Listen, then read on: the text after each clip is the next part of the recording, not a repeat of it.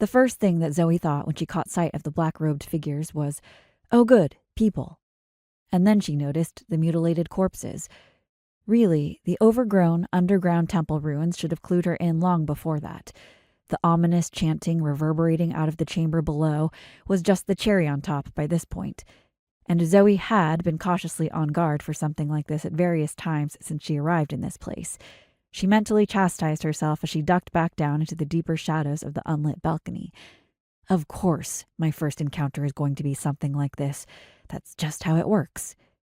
If anything, she should be grateful that it happened a couple hours in and not, immediately upon arrival. Zoe still wasn't sure if the word arrival was even accurate. Awakening, maybe?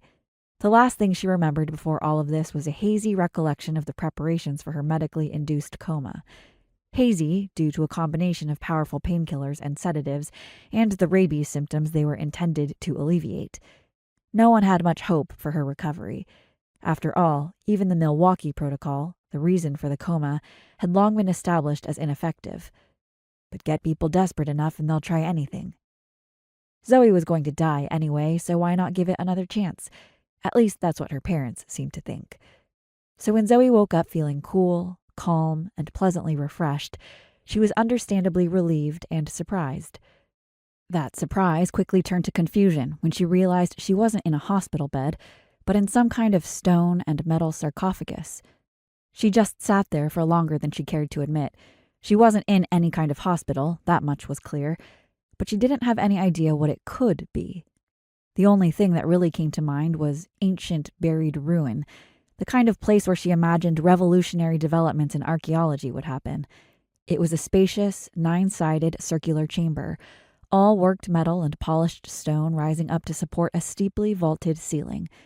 While it wasn't actually very wide across, the sheer height and emptiness made the place feel surprisingly open.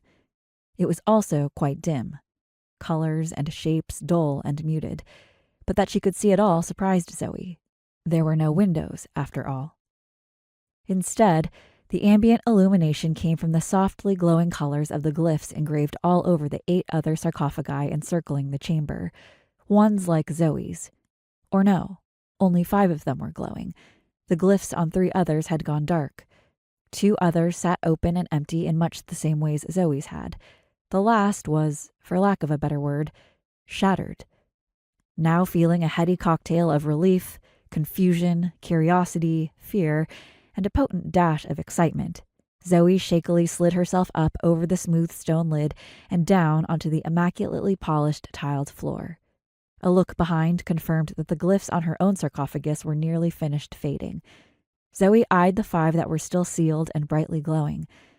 Does that mean... Shaking her head, Zoe stepped forward towards the center.